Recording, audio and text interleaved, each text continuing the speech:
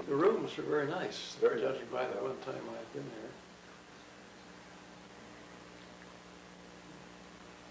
there. Good afternoon. Today is April the 25th, 1984, and we're here in Berkeley, California. I'm Charles Wagley from the University of Florida. The Wenner-Gren Foundation for Anthropological Research and the University of Florida are producing a series of videotapes on the history of anthropology for the use of students and researchers in the field. We're fortunate today to be able to talk with Professor Emeritus George Foster, who's an old friend and colleague. He's been nice enough to invite us to his home. We will be talking about early influences that have shaped his career, how the ideas and projects developed, and the present state of anthropology. I'd like to start the discussion this afternoon by asking George where he took his undergraduate degree. I took my undergraduate degree at Northwestern University in 1935 with Melville Herskovits. Oh. He was the first formative person in my professional career. I had been stumbling around at Northwestern trying to decide what interested me and doing very, very poorly. During one semester, while attempting to follow the interests of my father and to become an engineer, I ended up with 5 units of F. I was by that time beginning my junior year, and my father was beginning to be somewhat discouraged. So he gave me very good advice. He said, whatever class you're in, sit up in the front row and look as if you were understanding what the professor is saying, whether you really are or not. Well, I took his advice, but I also had the recommendation of a young woman from my hometown in Iowa, who one evening said, you know, George, I've taken an awfully interesting course, and I think you'd like it. It's called Anthropology, and it's all about indents. And Professor Herskovits is the person who teaches it. And I thought that does sound like an interesting course, and it came at a convenient time. So in the spring of 1934, the spring of my junior year, in fact, I registered in Mel's course, General Anthropology, and I followed my father's advice, and I sat in the front row, and I found that I understood it. I didn't have to pretend that I understood it. But I believe there was one episode which persuaded Mel that I had some potential as an anthropologist. He taught in a Socratic style often, and on one occasion he was talking about manioc and the customs of the Brazilian Indians, the preparation of manioc. And he said, have any of you ever eaten manioc? And no hands went up, and the wheels began going around in my head, and I put up my hand and I said, I've eaten tapioca pudding. Well, that's right. And that persuaded him that this individual at least had some possibilities in anthropology. He went to Haiti that summer and did the study Life in a Haitian Village that he subsequently wrote. And he came back in the fall only at the end of the registration period.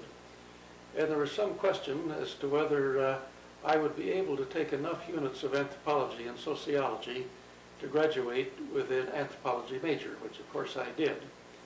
Fortunately, at the last minute, he came back from Haiti, and after looking over my record, he decided that if the regulations were stretched as far as they could possibly be stretched, he thought he could just get me through.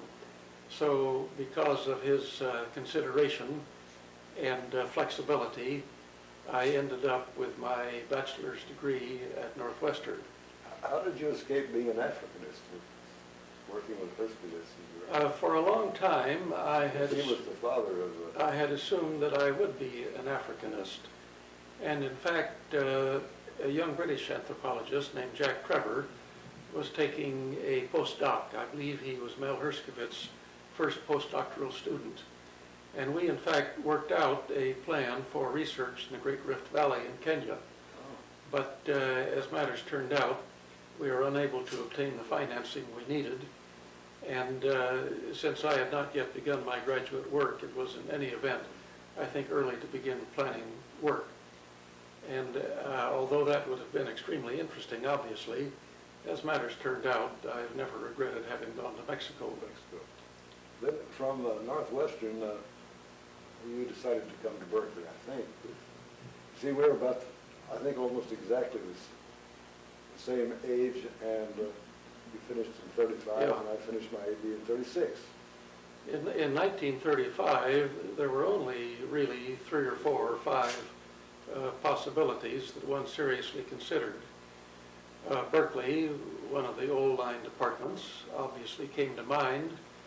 Linton at that time was teaching at Wisconsin, and Herskovits rather urged me to go to Wisconsin, which attracted me, but as it turned out, with Linton's shift to Columbia, 37. It would have been a poor choice. Chicago, I'd been in Chicago, Evanston, for some time, and it was not a city, frankly, that attracted me enormously. And I've always been very sensitive to geographical context, which is one reason I've been delighted to have spent a large part of my life in California. Columbia was one of the possibilities, obviously, to consider. Harvard, Pennsylvania. Michigan had not yet developed the stature that it began to develop later. But I had always been attracted to the West. I'd passed through Berkeley briefly a couple of years before and had been much taken with the San Francisco Bay Area. And Kroeber and Loy, of course, had been important people in my undergraduate training. So everything clearly, for me, added up to Berkeley. I didn't really debate long.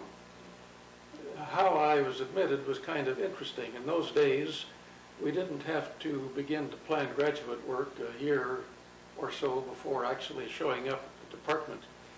In the spring of about April of 1935, I wrote a letter to Kroeber saying I was interested in doing graduate work in Berkeley. And a letter came back from Loy saying that he was at that time serving as chairman of the department. And the letter consisted mostly of a whole series of points indicating that I was really very foolish if I considered anthropology at all, and certainly Berkeley. So I wrote back and thanked him for his letter and said I'm still interested in coming. So he examined my transcript, which was exceedingly uneven, but with the recommendation of Herskovits, I was accepted. So that in mid-August of 1935, I arrived in Berkeley to begin my graduate work. Well, Mel Herskovits, of course, was very important within the Boas tradition, and so were Loy and Kroeber. And I, of course, studied at Columbia, but the Columbia department was not in the best of condition. And I think, in a sense, it was wise to have gone elsewhere, because it was in transition from Boas to Linton and Buckenstrong, so that I think much more peaceful was Berkeley. Berkeley was certainly peaceful, but I think you could also criticize Berkeley in the sense that the anthropology that was being taught by Kroeber and Loy, who were now close to 60, was in a sense the anthropology of an earlier period. The kind of education that we received, I suppose you could call it a classical education.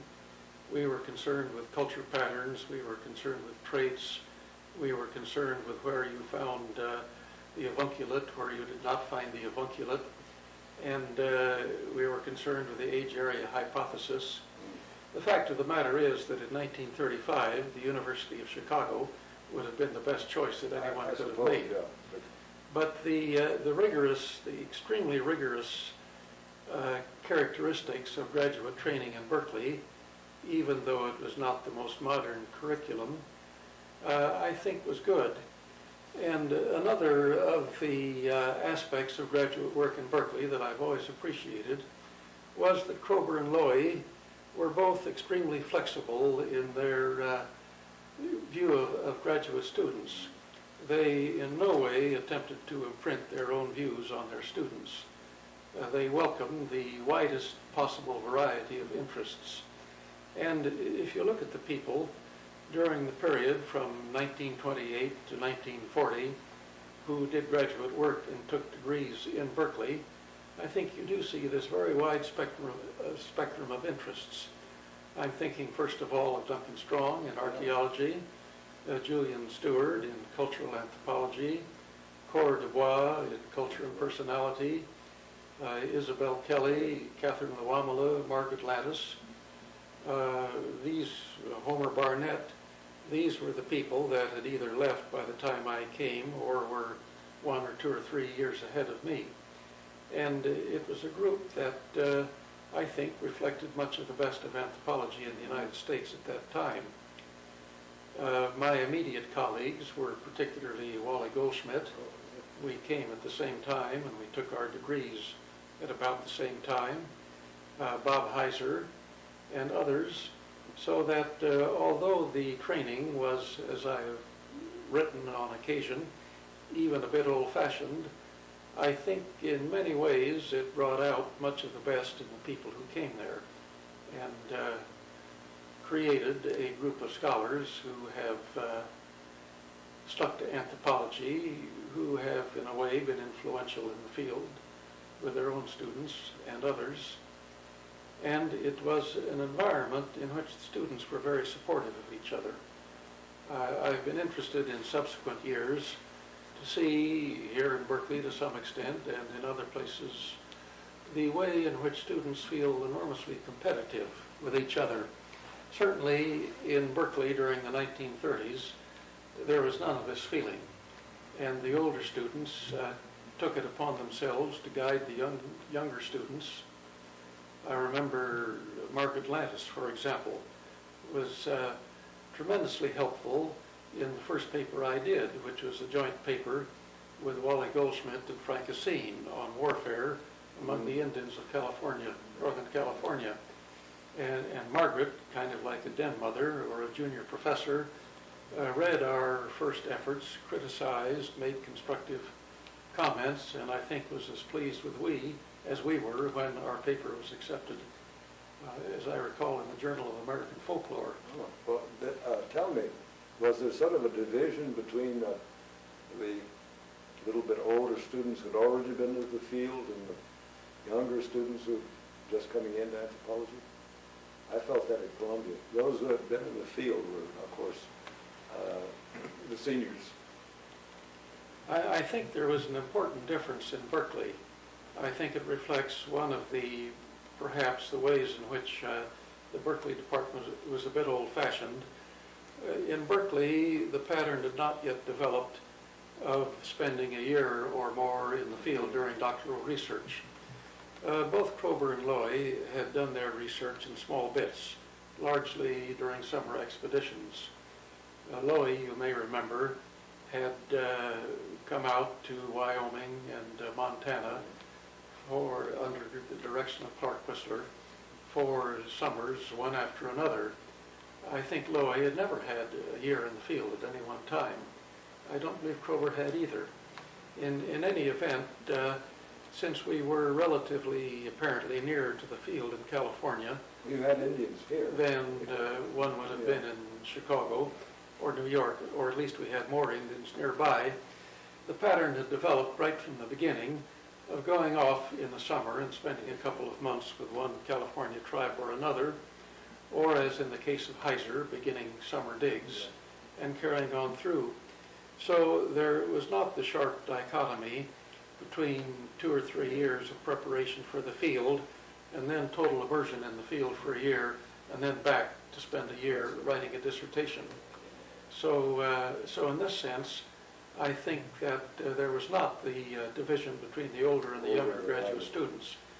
you might very well find that an older and a graduate student were in the field simultaneously. Yeah.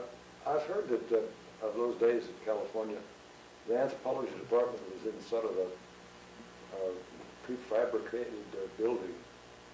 It was against the beautiful Kroger Hall that you have now. You're speaking of the old, what was affectionately known as the old tin barn. That's right. It was a corrugated iron building, perhaps 80 by 40 or 50 feet, which had been built and paid for by Phoebe Apperson Hearst, who was the godmother of early anthropology, and for a good many years here in Berkeley. It had been built to store the specimens that had been brought back by Reisner from Egypt, by Ule from South America, and other specimens that were there.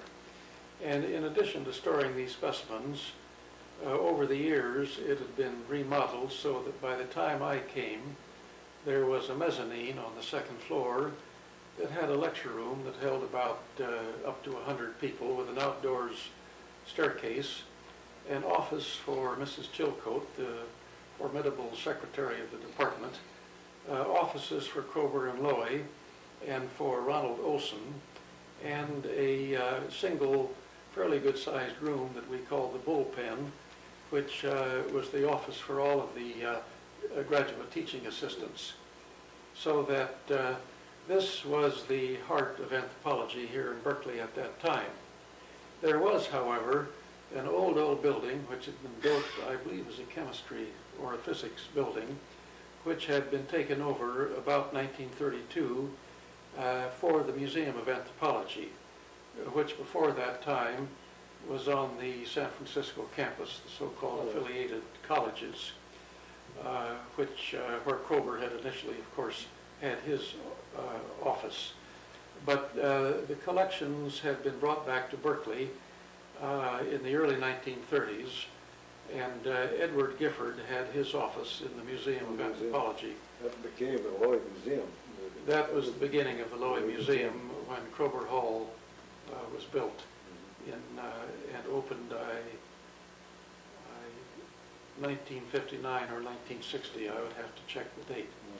So that anthropology, when I came in 1935, was split, the collections in the Museum of Anthropology, this old building, and the teaching and the professors' offices in the old tin barn. Well, that was part of the mythology of anthropology. Even at Columbia, we knew all about or heard about the building and the, I think Julian Stewart told me about one of his colleagues, female, who chinned herself on rafters, or open rafters. It certainly could have been done. I don't know who the athlete was. Yeah, I forget her name. Inez Adams. She did, I don't know the name. Certainly that's not a person who took a PhD. No, I don't think she finished, but she could chin herself. Obviously, she had another type of talent. Yes. Then when you first went to Mexico, you didn't go to the Tarascan area. I remember your dissertation because I was working on Guatemala. And my whole life is one series of chance events after another. I began graduate work, as I said, in August of 1955. In those days, Berkeley had the beginning of the trimester system. That is, we had an entire semester before Christmas, and then we had a Christmas break, depending on our examinations. That, in the course of my second year, turned out to me to be 5 weeks.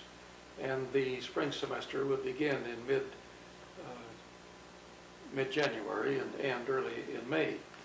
So at the middle of my second year, that would be December of 1936, I found that I had 5 weeks before I had to report for studies in January of 1937.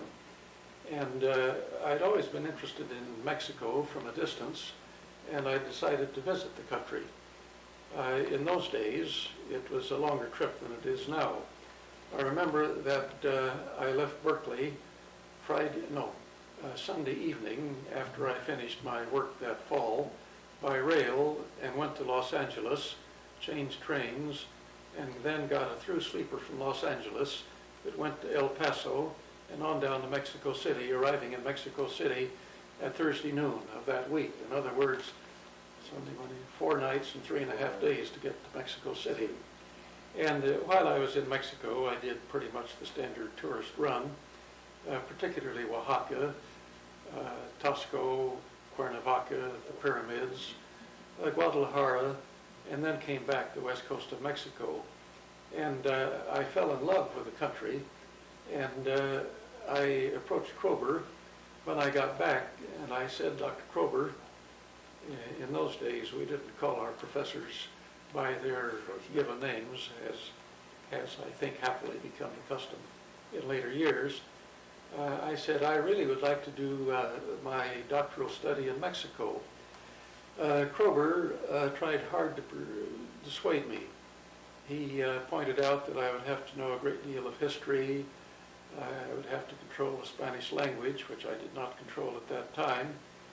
I've often wondered what he thought, whether up to that point he'd sized me up as a student of fairly limited talent, and perhaps it would be better to keep me in California, or what it was. In any event, I did my first field work, not in Mexico, but here in California, a summer with the Yuki Indians.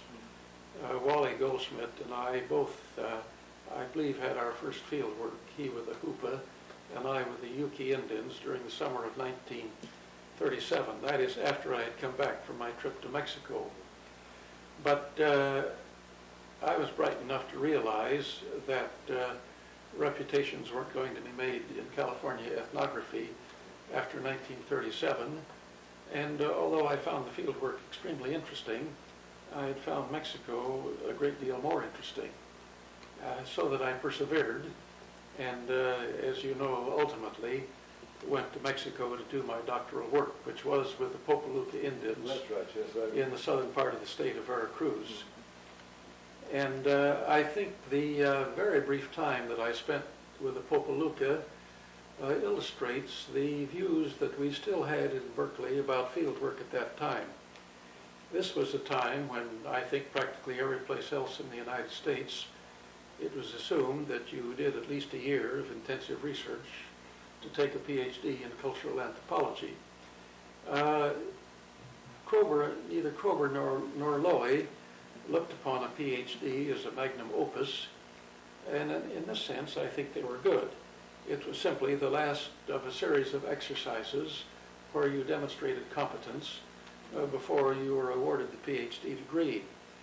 So that very few people in Berkeley did PhD dissertations in cultural anthropology that corresponded to the African pattern or the pattern in other parts of the world where you had total immersion for a year or longer and then came back and did your dissertation. That was, I think, the Boas tradition, because Boas didn't consider the dissertation as a major work. And just before my time, he assigned his students, they're going to the Shoshone, will do a grammar, do the linguistics, do it in the summer and come back and write your dissertation. Then afterwards, in your postdoctoral, if you want to go off for a year. But I think that Benedict and Linton had a somewhat different idea. They wanted to, sort of in the English fashion, wanted you to go for a longer time. Well, I think their approach was a better approach than the Kroebers and Lowy's, though I guess we ended up pretty much in the same position. Certainly we did. In any event, neither Kroeber nor Lowy thought that it was at all essential to have a year's immersion. So I went to Mexico to begin work, but I was really thinking in terms of a preparatory period of 5 or 6 months to learn about general Mexican culture and also to acquire the fluency in Spanish that I would need if I were to do the research. So I went to Mexico in early January of 1940 driving with Mickey, my wife, and remained until, as I recall, late May of that year. She came back somewhat earlier. We lived with a Mexican family. We studied Spanish. We visited a great many of the archaeological sites near Mexico City. We went to villages. I took a steam bath in a temazcal. And in this period, although I was not engaged in research that pointed directly toward a doctoral dissertation, I found it, in addition to studying Spanish, to be an enormously helpful experience in the sense of learning something about the general background of Mexican history and culture, so that it was a great deal more than language study. And during this period, I had the immense good fortune of becoming acquainted with the major figures in Mexican anthropology. I'm thinking of Pablo Martinez del Rio. I'm thinking of Alfonso Caso. I'm thinking of Miguel Covarrubias. I'm thinking particularly of the Ingeniero Roberto Weitlaner, and a number of other people, Gilberto Jimenez Moreno, and others. So that it was a period of immersion in Mexican anthropology, even though it was not fieldwork in the usual sense of the word. And the way I selected the Popoluca for my doctoral dissertation illustrates this happenstance characteristic of my whole professional life. It was through friendship with Ingeniero Weitlaner. He said there is an enormously interesting group of people, the Popoluca of Veracruz. We have only very limited data from 10 days or so that appear in Tribes and Temples by Lafarge and Franz Blum. He said it would be a wonderful place to do doctoral research.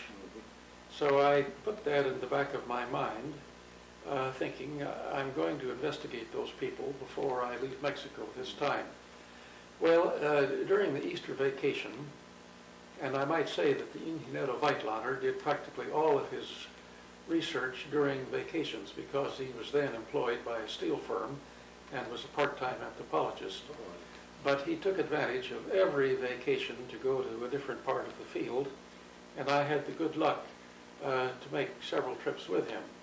And the first one, and the one that pointed me toward the Veracruz Popoluca, was Easter of 1940, when we went to Veracruz and visited several communities up the rivers from the fishing village of Alvarado, south of Veracruz, where he was collecting vocabularies and where he was also collecting cultural data.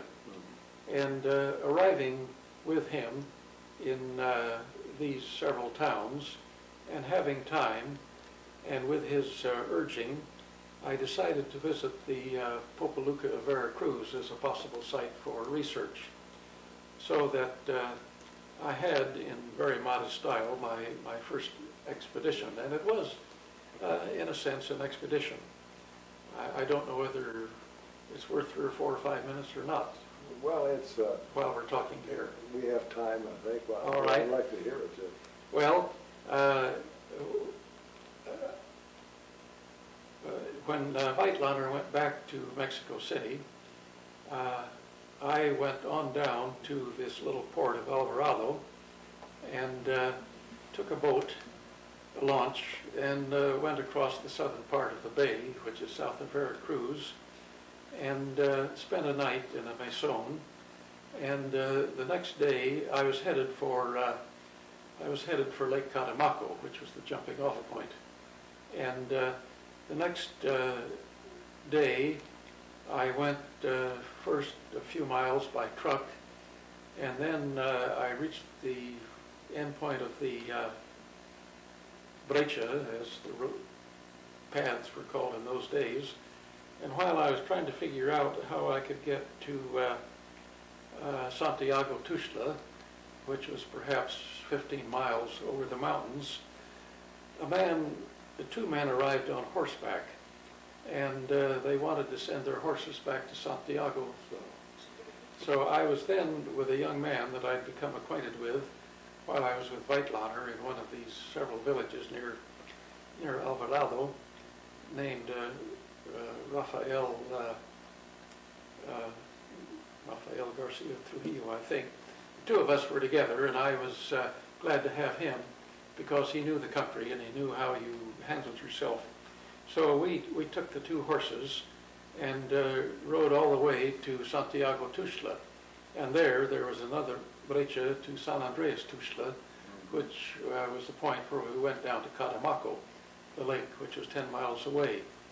And we got to Santiago Tuxtla about 4 o'clock in the afternoon on horseback, and it was roughly 10 miles by trail that a car could follow, but the only car was up on blocks and its wheels were off. To my utter astonishment, within about an hour, the wheels were back on the car, and we were rolling on our way to San Andreas Tuxtla, which was a remote place reached only by rail, a tobacco town. And we had a room upstairs in the tobacco factory for the night. And the next day we went down to Catemaco, a very pretty little pilgrimage town on the shores of Lake Catemaco. And inquiring there, it became clear that there was only one person really that could take us into the Popoluca country, for which we had very poor maps. The maps in Bloom and Lafarge's Tribes and Temples turned out to be very defective, showing only about half of the region. But there was a man that was reputed to know the area well, due back in a couple of days, and so we decided to wait for him, and he turned out to be a man, Don Enrique, who had been the guide of Franz Bloom and Oliver Lafarge 14 or 15 years earlier. So it was well worth waiting for him. And to make a long story short, on horseback, we made a trip of about 2 weeks through the Popoluca country and came back to Catemaco, and that persuaded me that it was a suitable area to do field work for my doctoral dissertation. This was in late April, early May of 1940. So that the following fall in November, I came back to Mexico City and began getting together the equipment that I would need and making plans. And Mickey, my wife, came down right after Christmas, and we set out and spent approximately 3 months with the Popoluca, and that was the basis for my doctoral research. Woefully inadequate by today's standards, but it got me the degree. Well, you know, it's interesting that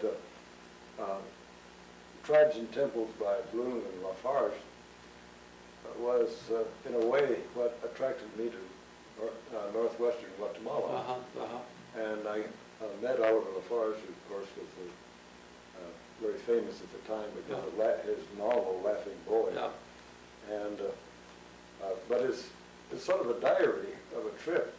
It is, yeah. And not a real report. But I sort of followed it and got acquainted with Oliver through that.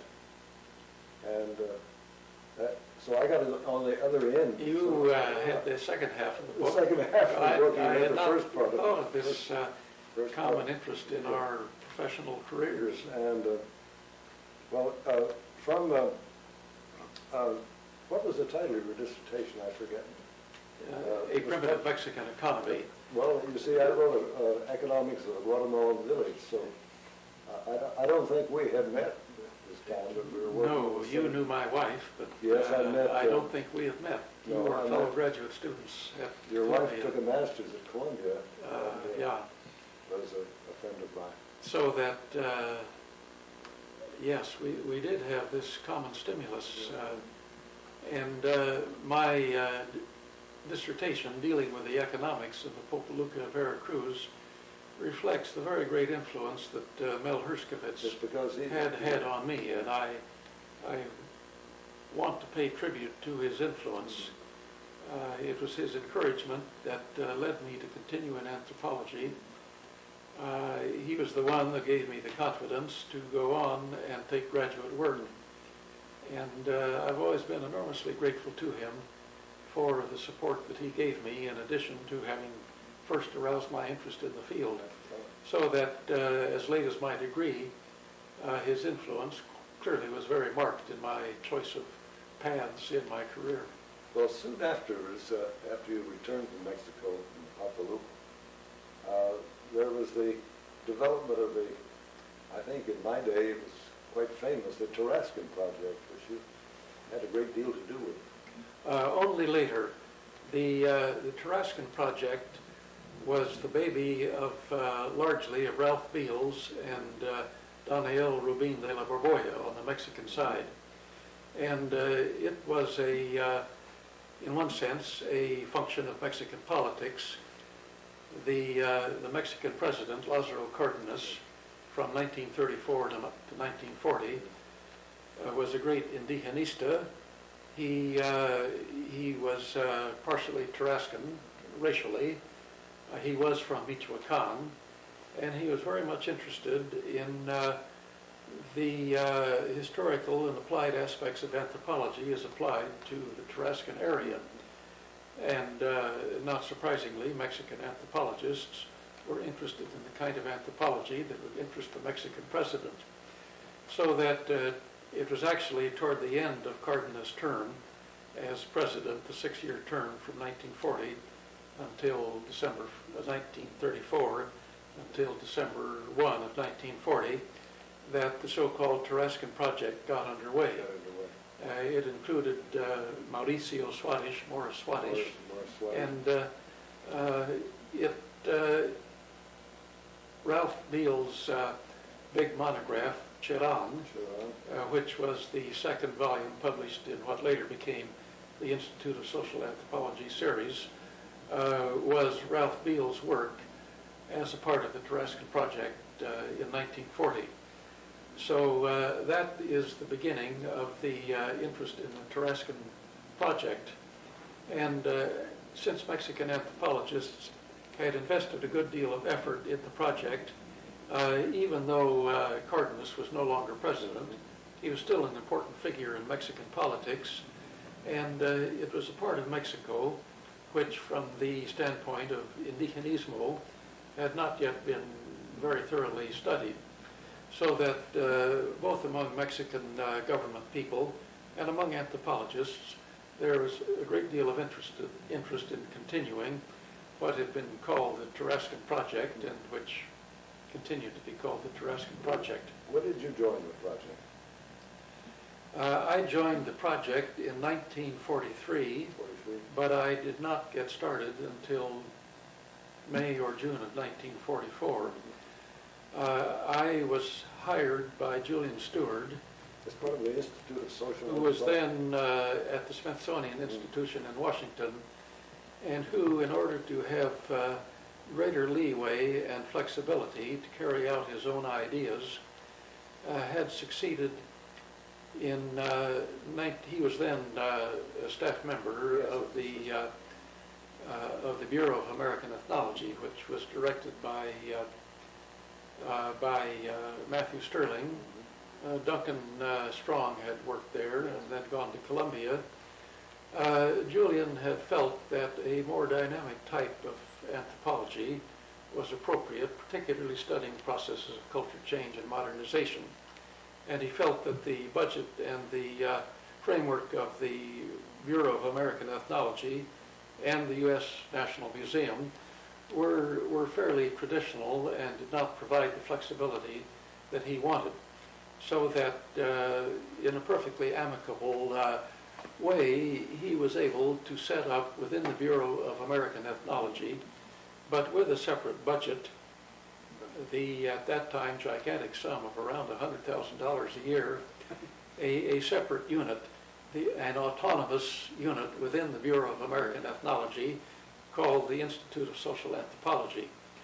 And he had complete flexibility and complete freedom within the framework of government He regulations. had representatives in Mexico, Peru, I know, Alan Holmberg, and worked under the Institute in Peru, and I think Colombia. Well, and of course in Brazil, too. yeah, this is a long story, and if time permits, I can briefly go over it. But perhaps I'd be happy to do so.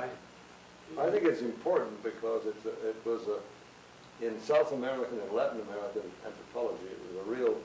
It was a major effort for a number of years, yes. And it was the brainchild of Julian Stewart. Julian was concerned with a more dynamic type of anthropology than that of the Bureau of American Ethnology. He was not an action anthropologist. He didn't see anthropologists as actually engaged in the nuts and bolts of social change, but he believed that the anthropologist had a great deal to offer by providing the social and cultural factual background that could be used by administrators in planning developmental projects. And it was this view that led him to push through the concept of the Institute of Social Anthropology, which really had nothing to do whatsoever with British social anthropology. He simply picked the term because it seemed to be rather different from ethnography or ethnology. And he carried through his plan through a series of so-called agreements or convenios, first with Mexico and subsequently with Peru and Colombia and then Brazil, so that these were joint agreements whereby the Smithsonian Institution would send anthropologists to work cooperatively with local anthropologists in teaching and in research and in writing that would deal with processes of change and modernization as contrasted to the more traditional types of tribal It was studies. also training, wasn't it? Didn't training... He viewed the training of local Latin American anthropologists because I know when you first... as a major part of you the had a package. very distinguished group of students working with you in the Tarascan project. Pedro Carrasco, wasn't it? Pedro was one of those that worked. I would be glad to claim Pedro as a student.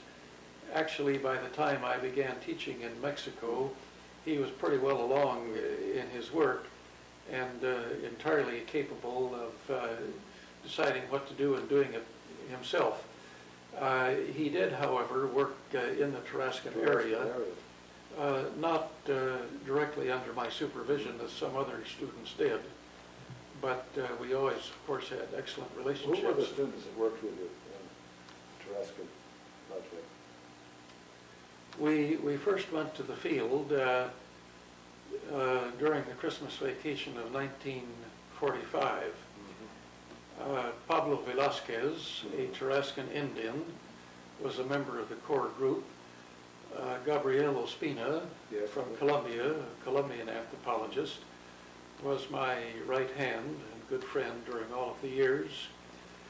These were the two people who ended up working in Simpson with me. We're getting into a long story here. I should mention that Donald Brand, the geographer, Who wrote a book on Quiroga. on Quiroga, was my co-equal and co-professor. And we had with us the distinguished Mexican anthropologist, Jose Corona Nunez, who worked with Don Brand in Quiroga. We had also Remy Bastian from Haiti, who later had a distinguished career in Latin American anthropologist. A young woman named Chica de la Calle, who did not go on in anthropology. Angelica Castro, who a Mexican woman, who was a part of that first group, though she did not work in Simpson. So we arrived in a town called Iwatsio pure Tarascan in the sense that everyone in the community spoke Tarascan. Monolinguals. Many of them were bilinguals, but it was one of the most Tarascan towns on the lake. And we had expected to have the students spend the Christmas vacation, which would be a couple of months, and Ospina and I would remain for perhaps 6 months in order to gather basic data. But as I've described in my first monograph on Tsimshian, we began to learn a lot about group fieldwork, and after 3 days we were in effect run out of the community. There were simply too many of us, and the community was afraid of us, didn't know what to make of us. So that was one of the many fortunate accidents in my life.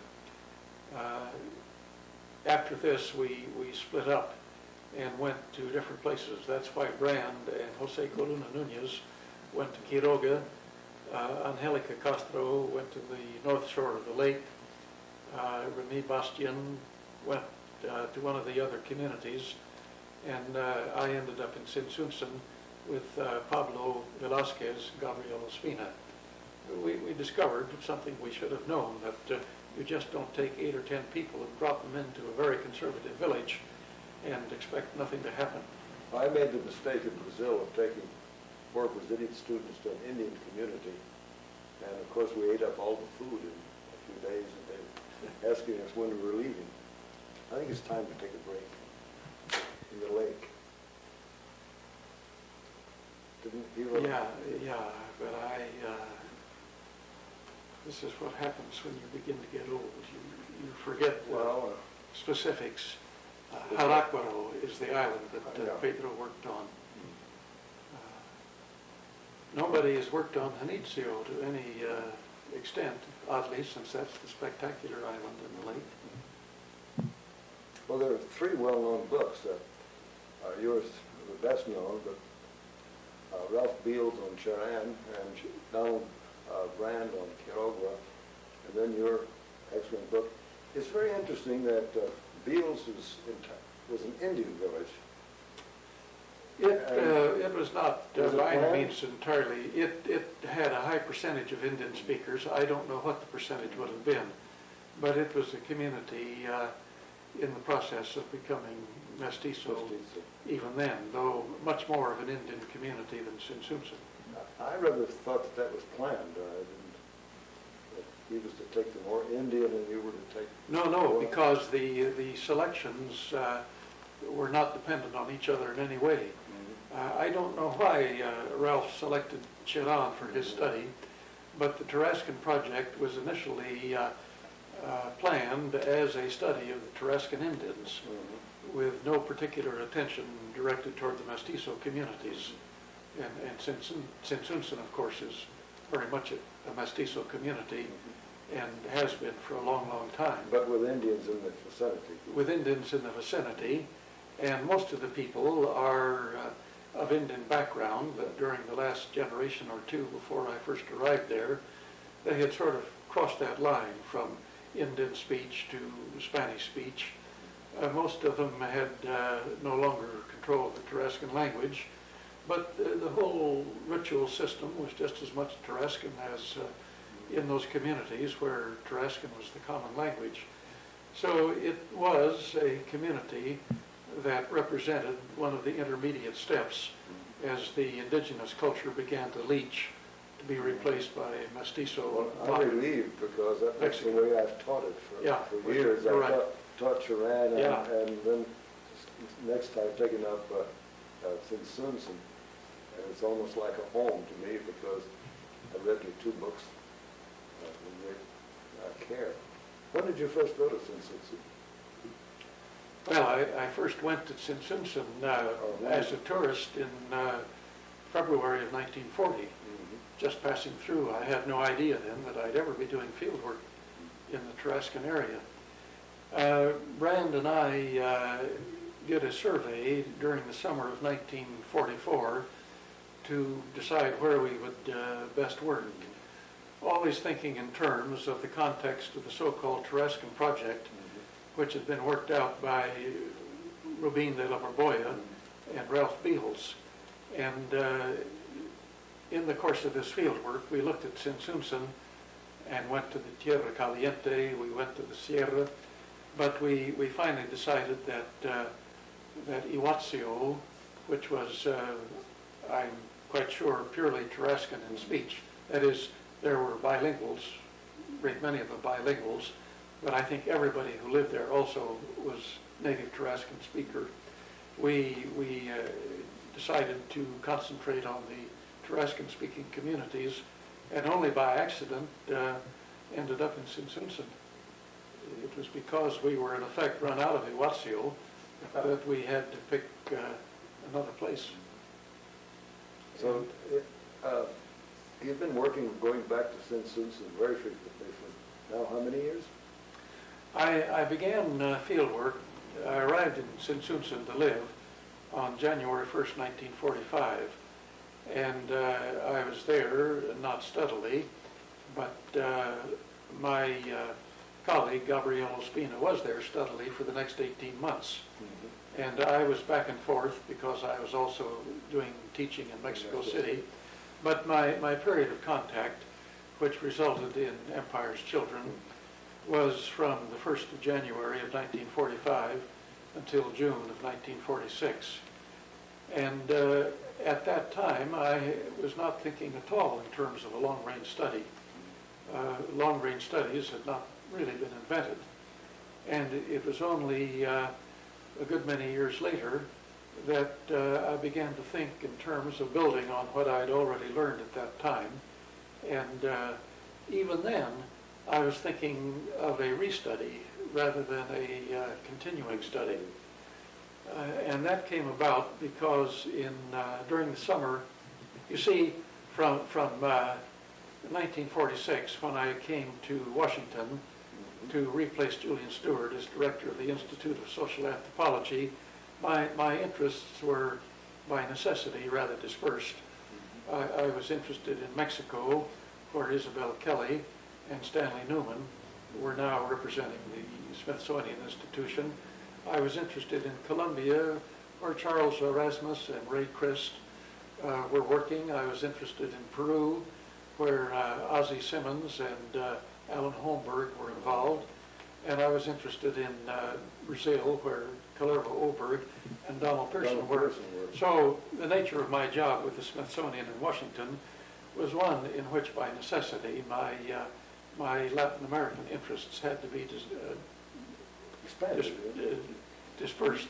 Yeah. And also, as a consequence of my several years in Mexico, I developed this keen interest in history, the historical background. And it was during my period with the Smithsonian in Washington that I took a year out to do my work in Spain, which was directed toward gathering historical, cultural background, particularly for my Mexican interests, but for Latin America in general. And there I had the very good luck to have Gordon Willey take over as my substitute as director of the Institute of Social Anthropology while I was in Spain. I left and came to Berkeley in January of 1953 when the Institute finally gave its last gasp. Where was the budget for the Institute coming from? I can't remember. I remember talking to Julian about it. Initially, I talked to you about it because we met in Washington about that time. During the war, a great deal of money, relatively, became available for cultural relations. And under the direction of Nelson Rockefeller, something called the Institute of Inter-American Affairs was set up. I worked for that group. You did. Straight through the war in public health. And there were a number of branches, particularly in public health, as you know. It was involved heavily in agriculture, in education. And then there was a whole series of minor spin-offs. And the Institute of Social Anthropology was one of these minor spin-offs, which was due to the genius and operating ingenuity of Julian Stewart, who recognized the possibility of obtaining money to begin what was then a new kind of field work. in Latin America, and applied field work, but not fully applied. You may recall that Julian's view was that the role of the applied anthropology should be to gather the kinds of data that would be necessary for policymakers and planners, but not for the anthropologist to engage in the work. That is, we were to provide the background information, but not to do the work. And that, in a way, was the weakness in the original concept of the Institute of Social Anthropology. In any event, you will recall that the keen interest in Latin America that arose as a war-instigated measure began to disappear after the war. We became more interested in Africa and in Southeast Asia, so that by about 1950, it was very difficult to get money for any kind of a cultural relations program with Latin America, which is the way the policymakers viewed the Institute of Social Anthropology, as cultural relations. And finally, by the time I got back from Spain in the fall of 1950, during that winter, 50-51, it became clear that the Institute of Social Anthropology was not going to continue to get money from the State Department as a part of a cultural relations program, so that it was incumbent upon me either to close out the Institute or to find a way to support it. And I was not anxious to feel that the Institute would collapse while I was in charge. Well, we have pride in our capacity to run an organization, but we became interested in the question of health simply as a way to demonstrate that what we'd been talking about since the Institute of Social Anthropology was formed in 1943, namely that it could provide background material for action programs, that these were not empty words. But we then decided that it was up to us not simply to gather background data, but to demonstrate how the data could be used.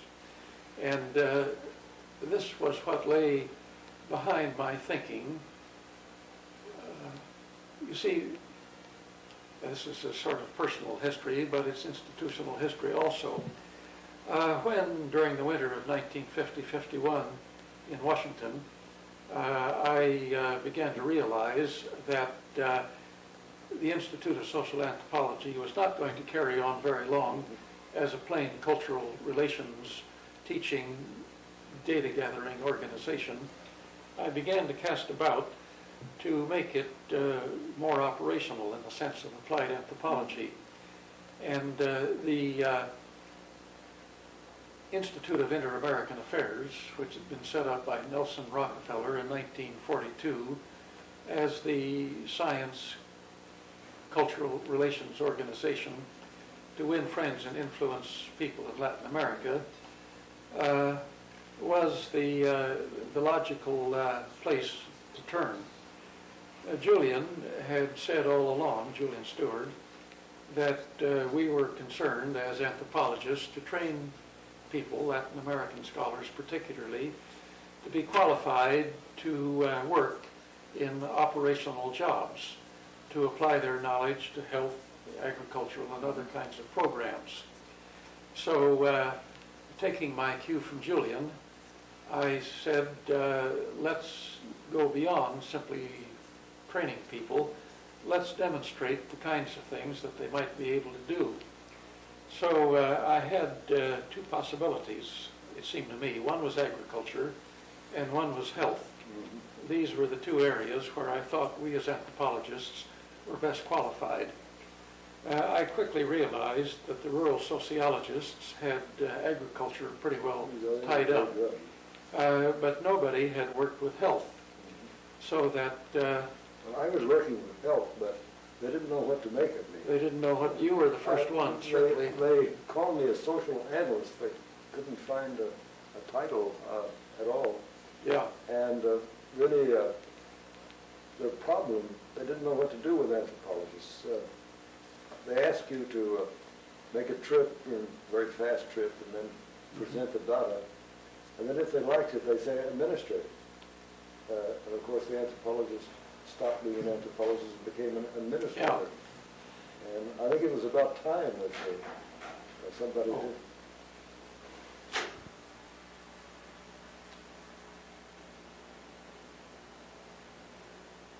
As I was saying, I thought about the possibility of agriculture for the Institute of Social Anthropology anthropologists to demonstrate that we could do more than talk, but we could also be of definite value in carrying out programs.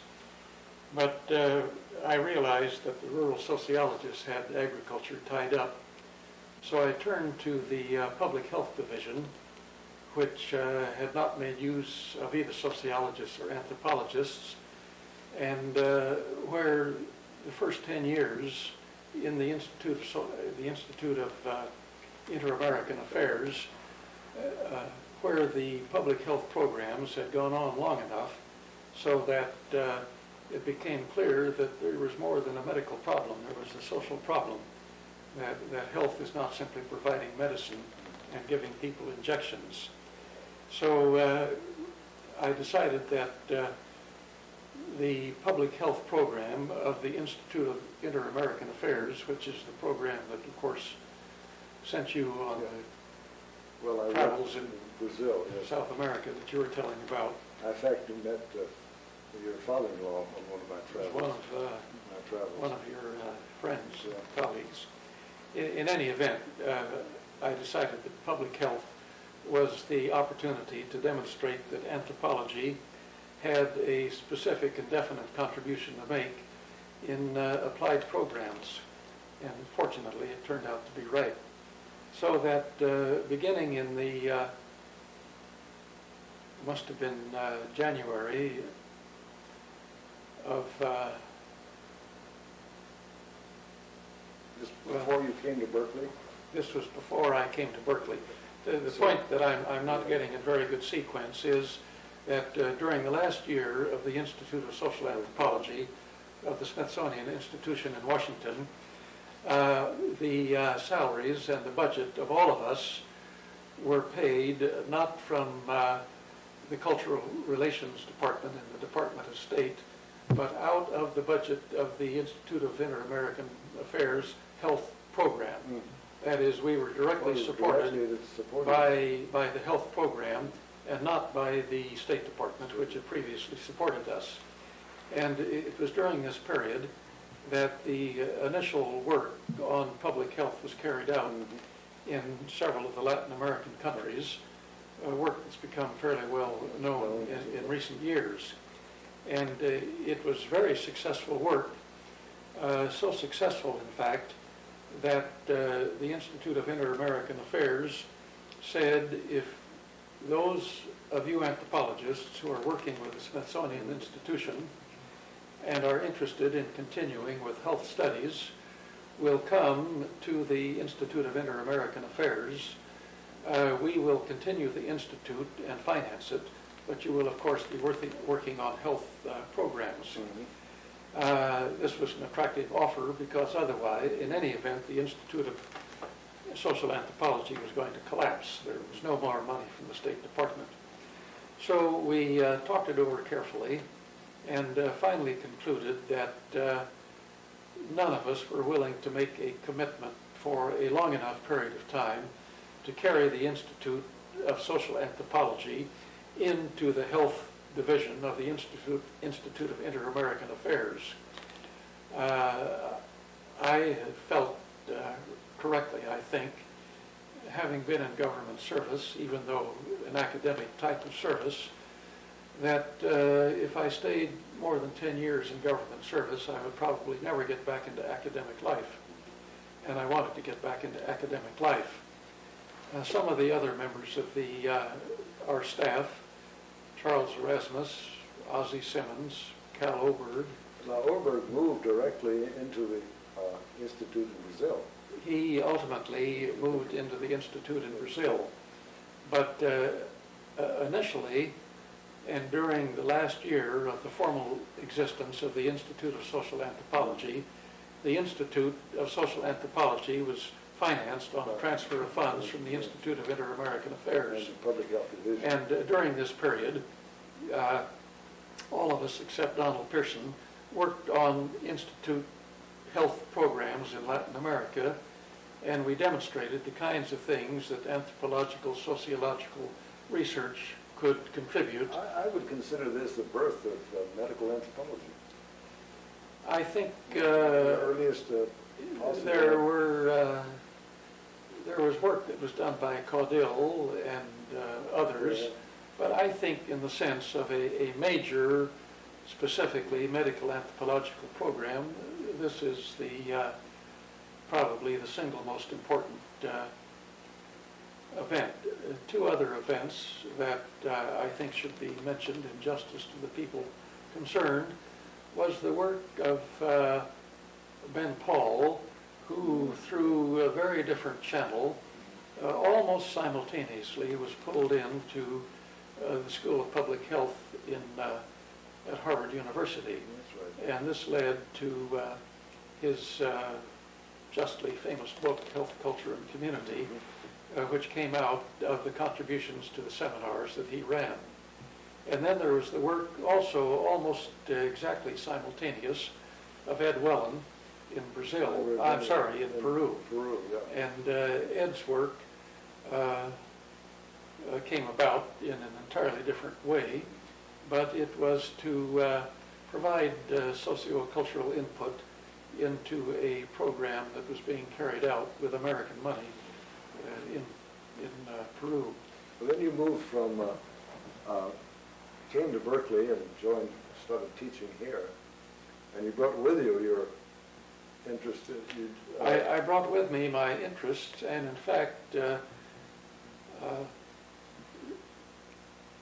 during the early part, for a number of years, during the 1950s and into the early 1960s, although my salary came entirely from anthropology, I also had a lectureship in the School of Public Health and gave one seminar a year in the School of Public Health from, I think the first one was 1955, the first seminar.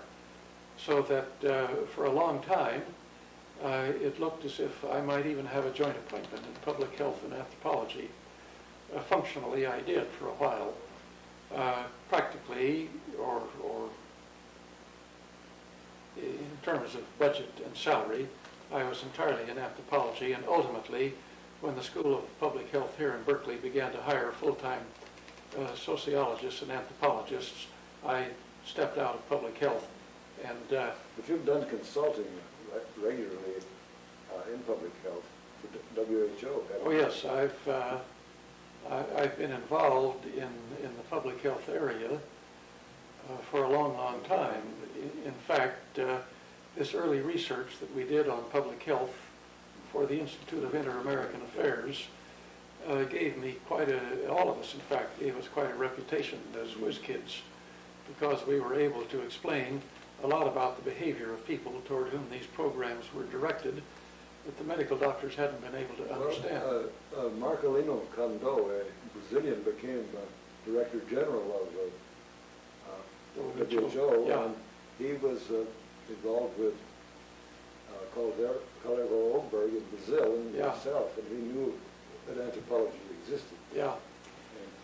Well, in the spring of 1952,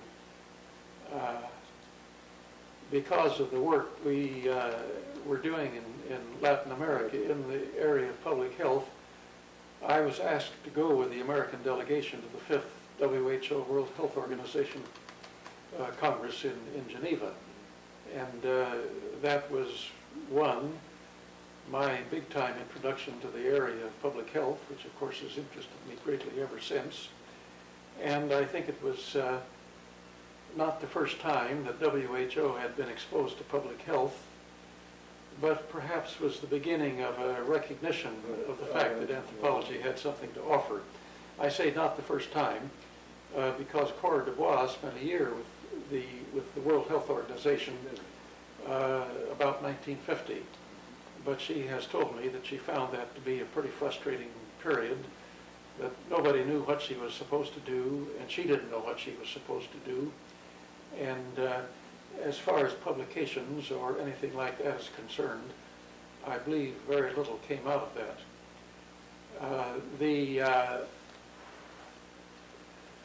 The association of the Institute of Social Anthropology, Anthropologists, with the Institute of Inter-American Affairs in the health program was quite different, because all of us immediately began publishing in the area of anthropology and health.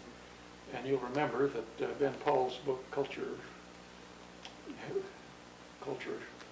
Community, and Health, has contributions by Kalervo Oberg that came out of the Institute of Social Anthropology work, an article by Ozzie Simmons, and there are several others. And we all began immediately publishing on our experiences, so that there was a specific output that I think played a major role in establishing the fact that social anthropology had a great deal to contribute to health problems. Well, changing a bit now to back to Mexico and Tzintzuntzin and training here at Berkeley. You've trained a large number of students at Berkeley who have now taken their place in anthropology. Could you name some of them for us? The first, I might say that when I came to Berkeley in 1953, and for several years after that, the model that perhaps was standard in other parts of the country, whereby a beginning student had an advisor right from the first who ended up as a thesis chairman, was not as well developed here perhaps as it was in some of the other universities. So that in a sense I didn't immediately begin having graduate students that I thought of as my own from the very beginning. Many of them claim you. Well, I'm happy that they do, and I'm happy to claim them. By the time we established the pattern in the late 50s of an advisor who was chairman of the thesis committee and who followed the student pretty well through, Margaret Clark is the person that I claim as, delighted to claim as the first graduate student with whom I worked very closely in planning field work and in helping her carry it out and in supervising the dissertation. She took her degree in 1959, and her interest in health stemmed directly from the fact that I had come to Berkeley, and to the fact that she had not obtained money to go to India to do general ethnographical field work under the direction of Dave Mandelbaum, as she had originally planned to do. But in the 50s, money was not as easily available as it was in subsequent years, so that Margaret had completed a couple of years of graduate work under the direction of Dave Mandelbaum, but her proposed research in India had not been financed. And at this same time, I had begun working with a very interesting woman named Ann Haynes in the State Department of Public Health in San Francisco, who recognized the contribution that anthropology could make to public health programs. And Ann and I began debating the different kinds of things that we might do and the possibility of using graduate students in work. And through Ann, we were able to obtain a sum, the princely sum in those days, about 1956, of $10,000.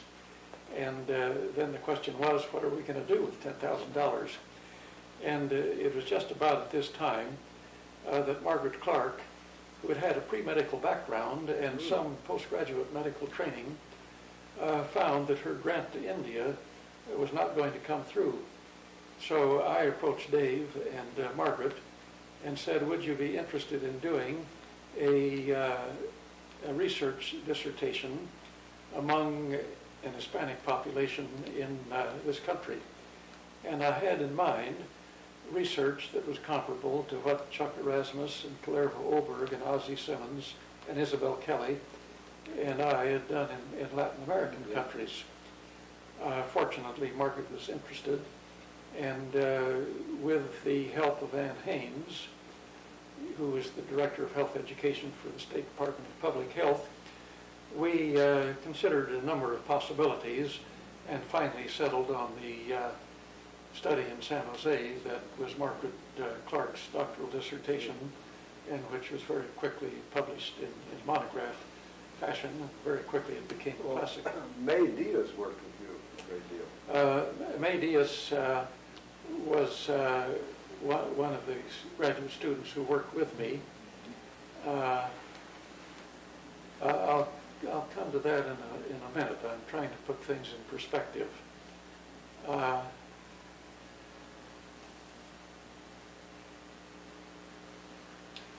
After the success of Margaret Clark and the remarkable splash she made in anthropology and in the area of public health, it became easier to get money for applied anthropology.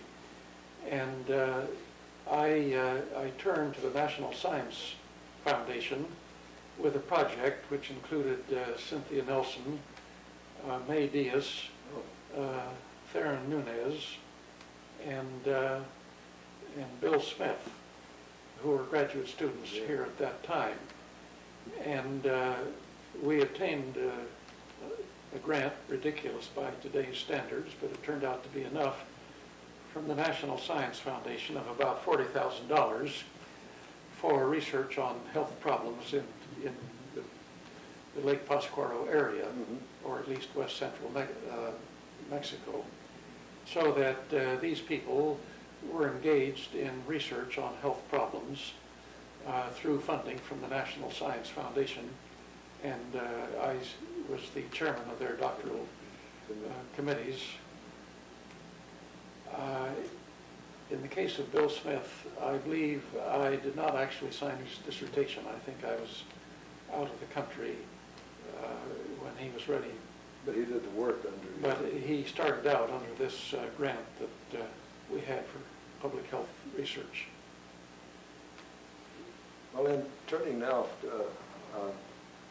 to your role in the American Anthropological Association, you've been a very active person. You were president. You were my predecessor, I think, and taught me the ropes.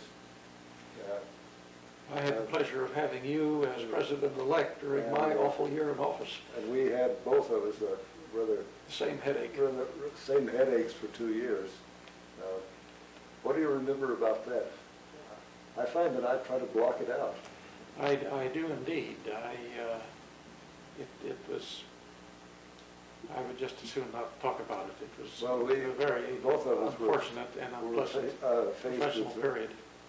Faced with the problem of ethics in the famous Thailand case and others, and the association, I think, at that time was just in a shift. Edward Lehman was really taking over, and he was a saving grace, I think. The tower of strength.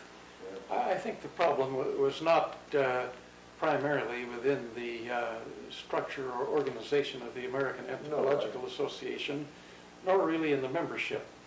But you've got to remember that this was the period when opposition to the war in Vietnam was reaching a peak, in which any form of establishment was looked upon in a fairly jaundiced fashion by a very high percentage of graduate students and not a few professors.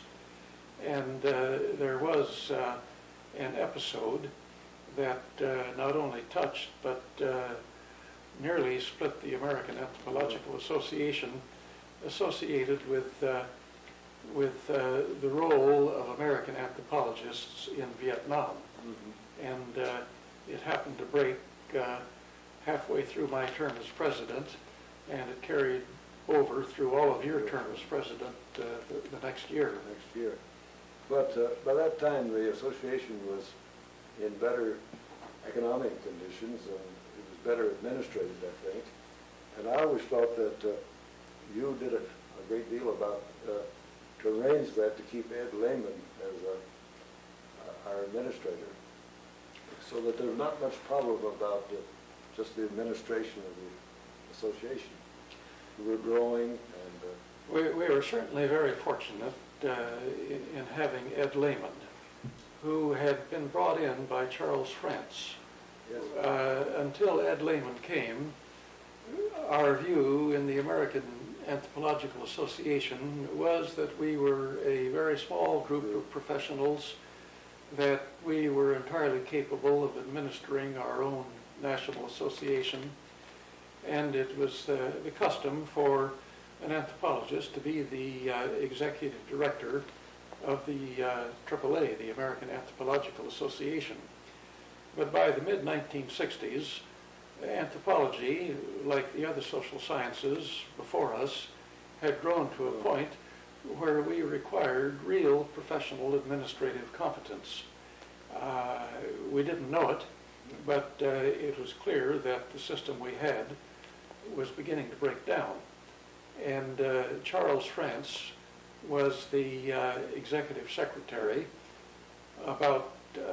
He must have come in about 1966 or 7, and he was the one, or perhaps it was Conrad Reining.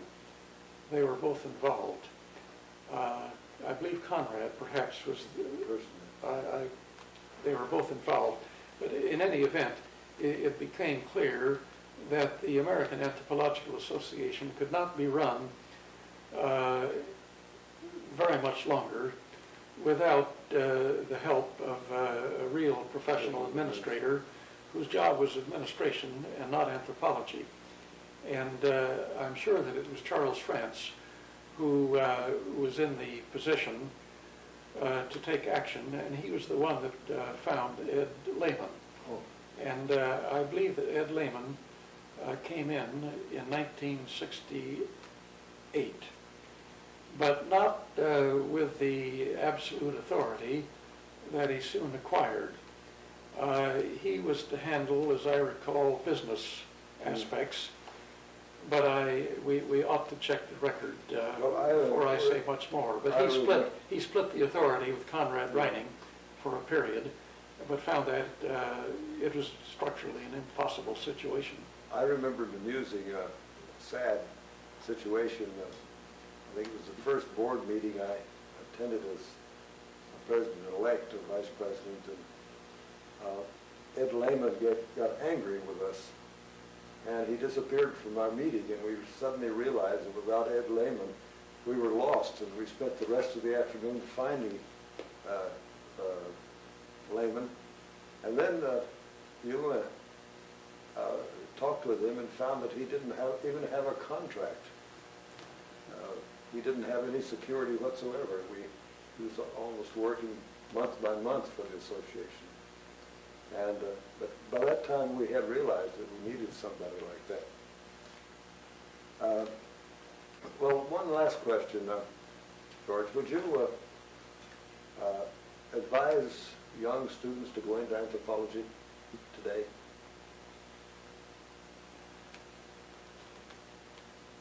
If they are interested, I certainly would. I have,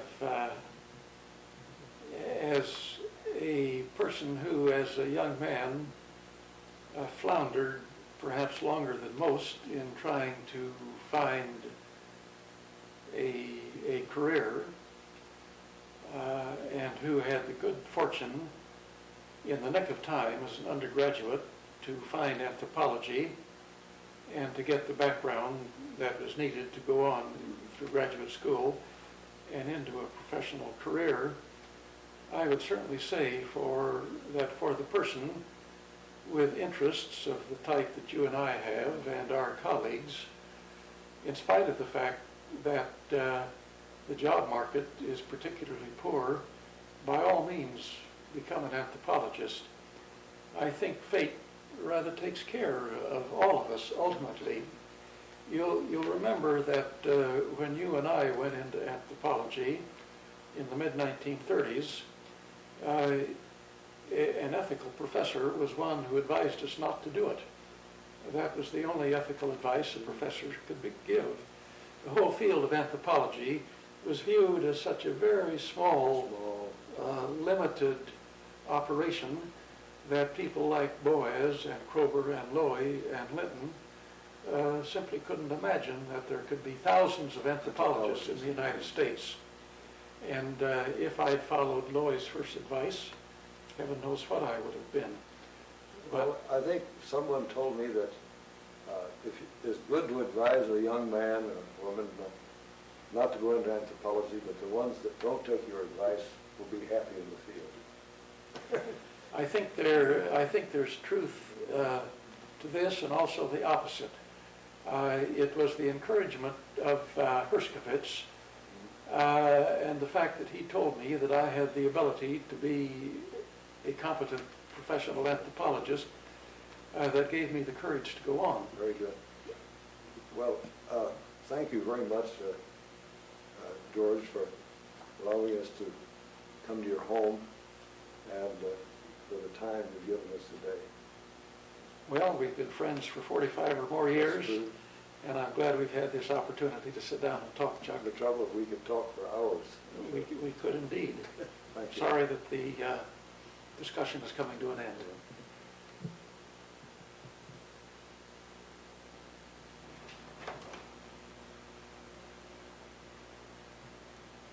Okay.